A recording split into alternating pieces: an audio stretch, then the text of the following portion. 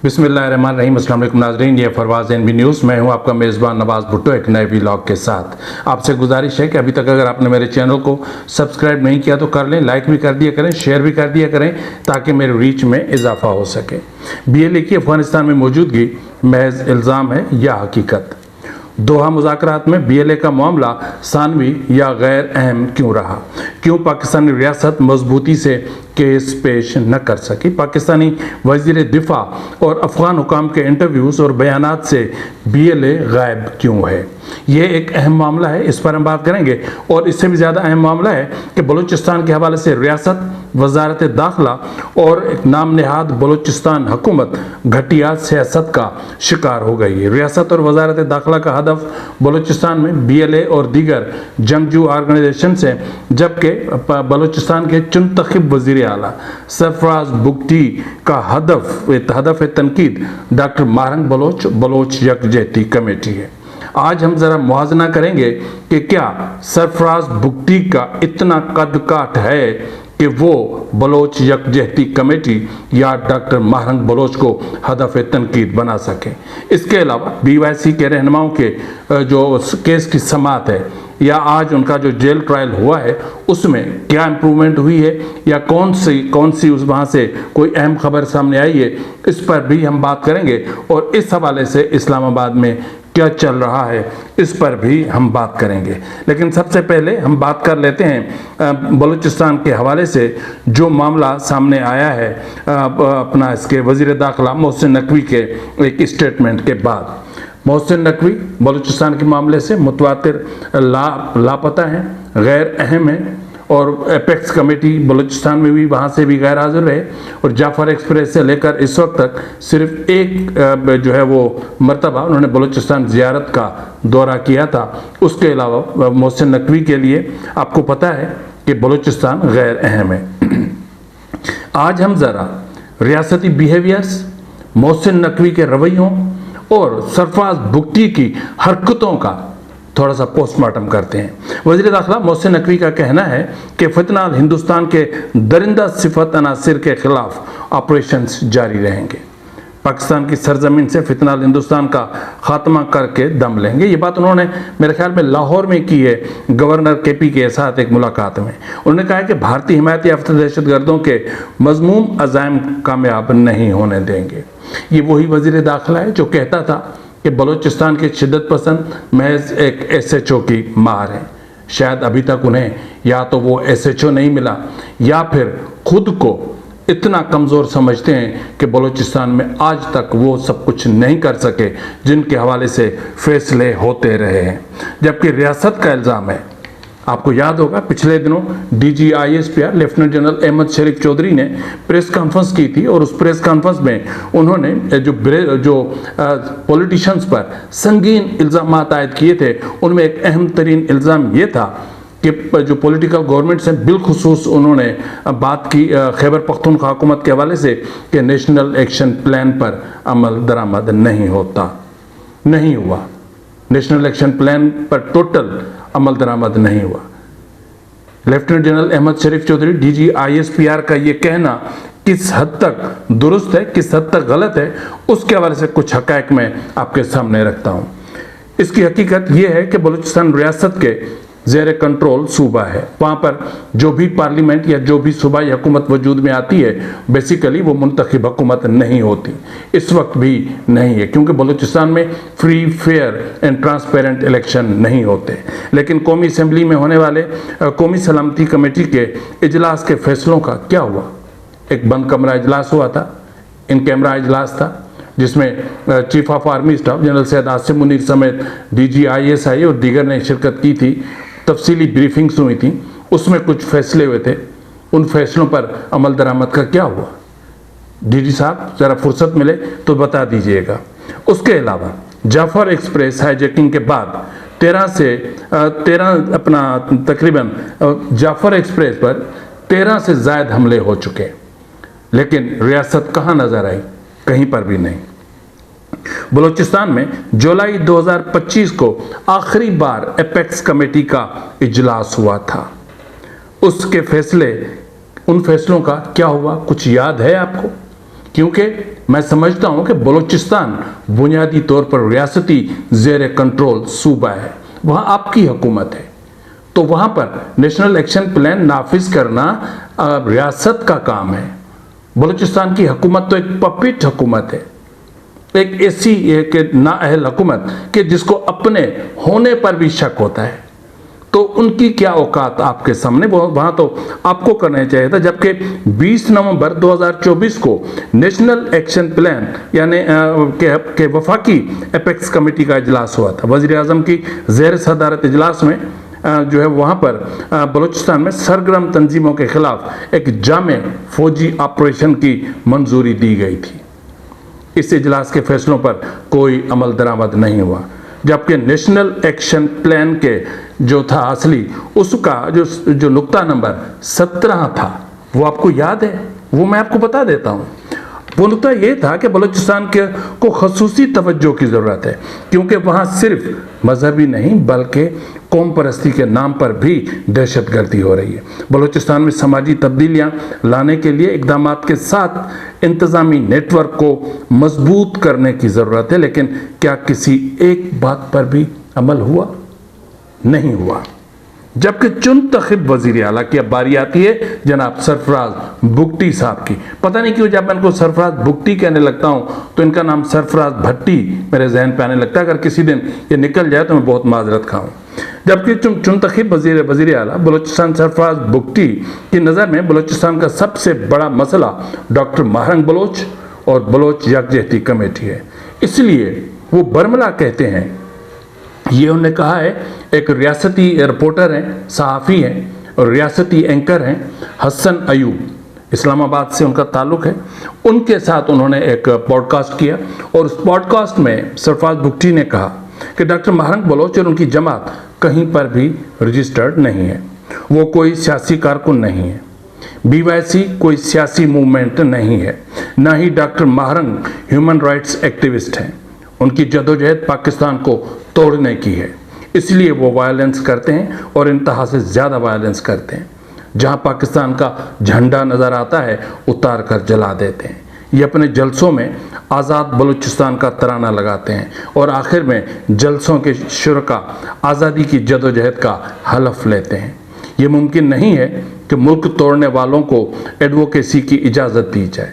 ये उन कौमों की आवाज़ बने हुए हैं, ये उन कुव्वतों की आवाज़ बने हुए हैं जो अलहदगी पसंद हैं और जो शिद्दत पसंद हैं।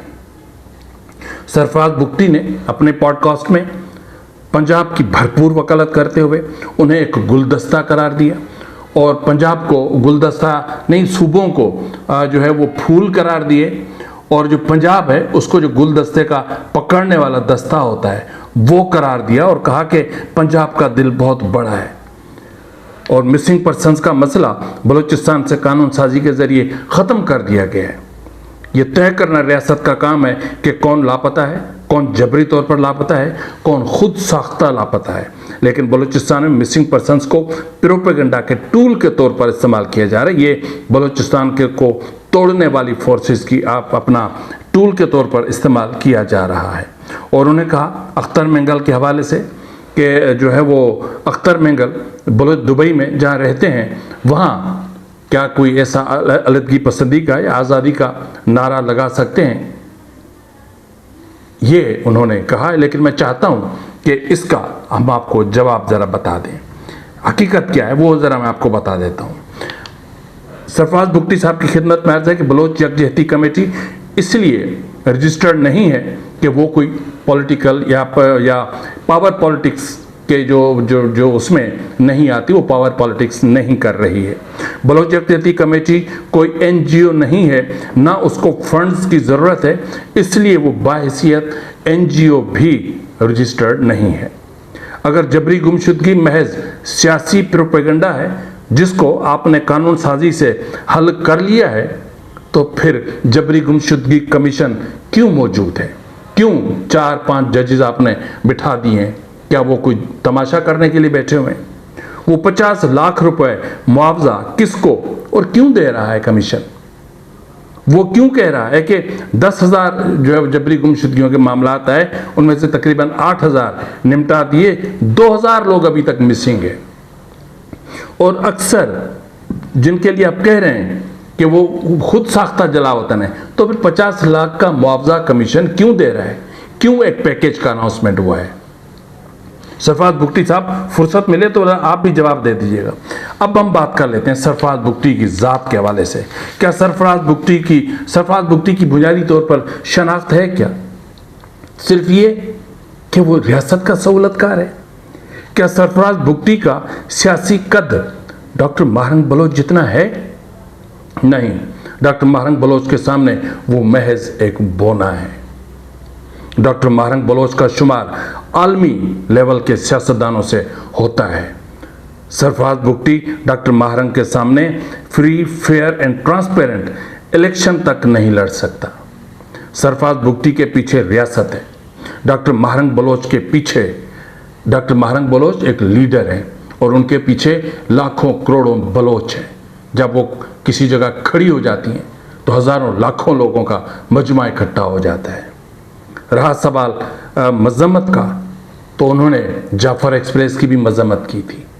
उन्होंने कई ऐसे वाक़यात हुए हैं जिनकी शिद्दत पसंदी या दहशतगर्दी के जिसकी डॉक्टर महरंग बलोच ने मजम्मत की है।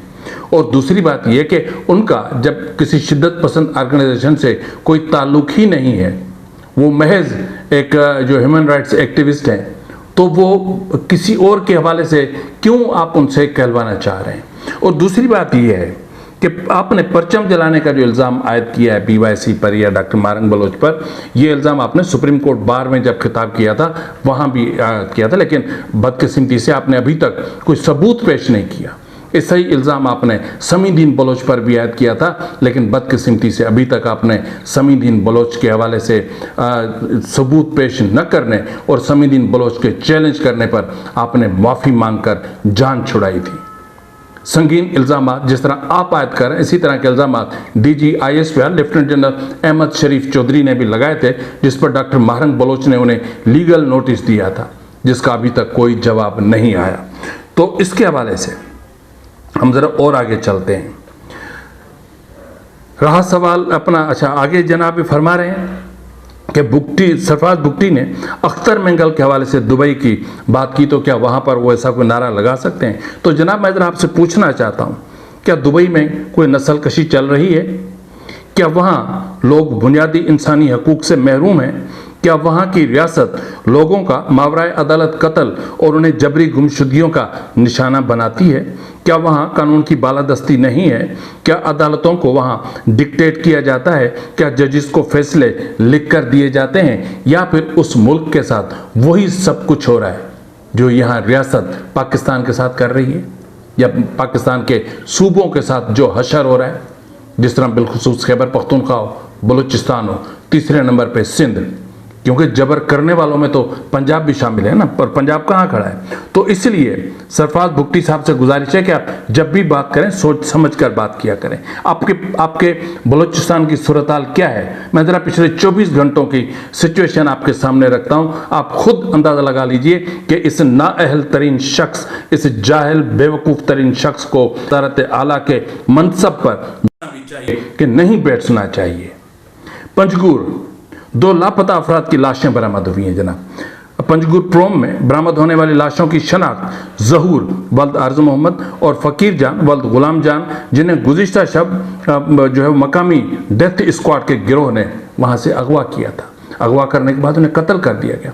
आप भी तो डेथ स्क्वाड चलाते हैं ना, क्या ये इस तरह होता है? अब आज इधर तुर्बत के हवाले से, तुर्बत के इलाके मन से एक बहुत बड़ा दावा किया जा रहा है कि महीर में मुसल्ला अफराद ने फ्रंटियर कोर की गाड़ी पर IED से हमला किया है, और ये दावा किया जा रहा है कि गाड़ी में सवार तमाम अफराद ज़िंदगी की बाजी हार चुके हैं और उनकी डेड बॉडीज़ जो हैं वो हेलीकॉप्टर्स के ज़रिए मुंतकिल की जा रही हैं। लेकिन कितने हैं, क्या है, एक्चुअल डिटेल्स आना भी बाकी हैं। अगर आ गई तो मैं यकीनन उसकी डिटेल्स या तो थंबनेल में रख दूंगा या फिर मैं जो है वो स्टिकर की सूरत में चला दूंगा। एक और भयानक तरीन सिचुएशन वो भी मंद में, मंदेक में नामालूम मुसल्लह अफराद ने तारिक वल्द अब्दुल गनी गुल मोहम्मद सिकना तिलम को अगवा कर लिया, जो सोरो बाजार से अपने घर जा रहा था।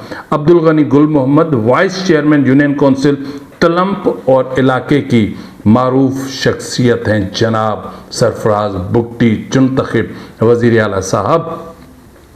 यह है तुम्हारा बलूचिस्तान कि जहां पर डीएसपी नौशकी मोहम्मद यूसुफ रेकी को अगवा कर लिया गया। इससे पहले एक डीएसपी को अगवा किया गया था, उससे पहले 2 असिस्टेंट कमिश्नर अगवा कर लिए गए थे। यहाँ तो ट्रेनें तक उठा ली जाती हैं और फिर भी ढीठ बन के आप वजारत आला के मनसब पर फायद लेते हो। यहाँ तो बच्चों की स्कूल में बसों पर अटैक होता है और फिर भी बच्चे उसमें शहीद होते हैं, फिर भी आप वजारत आला के मनसब पर फायज रहते हो।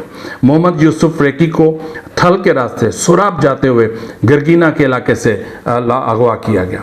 यह है कली मस्कान कल्लात खारान, जहाँ से 5 तालिब इल्म 5 तलबा जबरी तौर पर हिरासत में लिए जाने के बाद लापता कर दिए गए।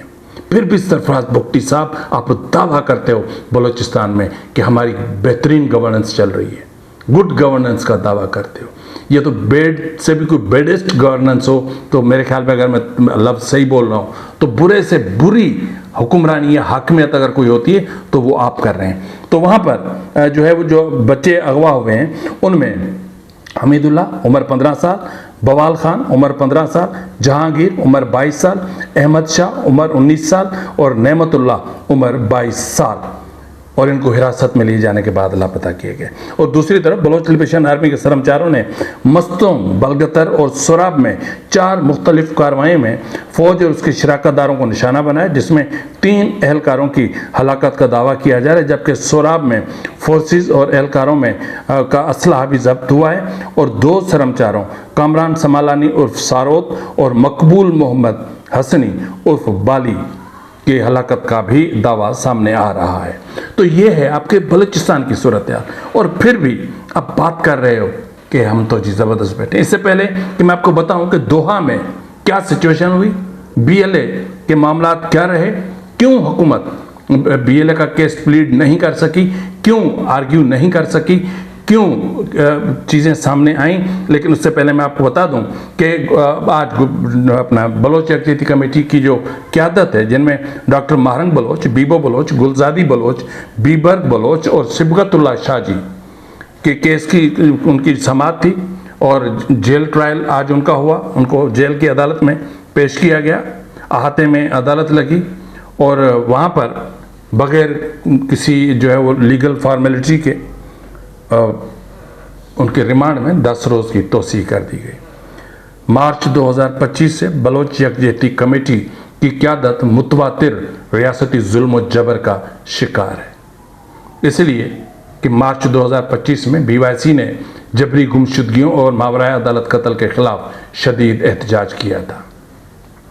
फिर एक बहाना बना, सिविल हॉस्पिटल, मुर्दा खाना, लाशों की चोरी और पता नहीं किस तरह के ड्रामे रियासत ने बनाए, और तब से फिर 3 MPO, फिर 3 MPO, फिर रिमांड, फिर जुडिशल रिमांड। अब जुडिशल रिमांड चल रहा है। जिस तरह मैंने आपसे कहा था कि रियासत बहुत कुछ तय कर चुकी है, रावलपिंडी बहुत सारे फैसले कर चुका है। अब यूँ समझ लें कि BYC की जो असीर क़यादत है, उनके बाहर आने का सिर्फ एक ही रास्ता है कि वो सियासत से तर्क हो जाए, प्रेस कॉन्फ्रेंस कर लें, या जो भी BYC के लीडर्स हैं, जिस तरह PTI के साथ किया था, जिन्होंने प्रेस कॉन्फ्रेंस की वो पाक साफ हो गए, जिन्होंने प्रेस कॉन्फ्रेंस नहीं की वो आज तक जेलों में पड़े हैं। तो इसी तरह जिस तरह मैंने आपसे बात की BLA के हवाले से, अच्छा कमाल की बात यह है कि आज मैं देख रहा था एक TV चैनल है कोई, वहाँ पर एक अजीब सा तमाशा लगा हुआ है कि उसमें इंटरव्यू देते हुए वज़ीर दिफा ख्वाजा आसिफ कह रहे हैं कि जो उनकी तैनाती हुई थी वजारत दिफा के हवाले से, वो आर्मी की तरफ से यानी मिलिट्री इस्टेब्लिशमेंट ने की थी।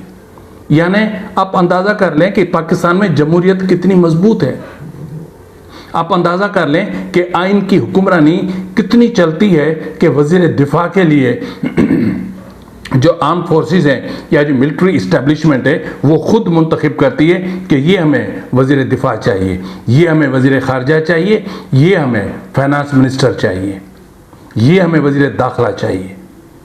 अब कमाल की बात है ना, ये है पाकिस्तान।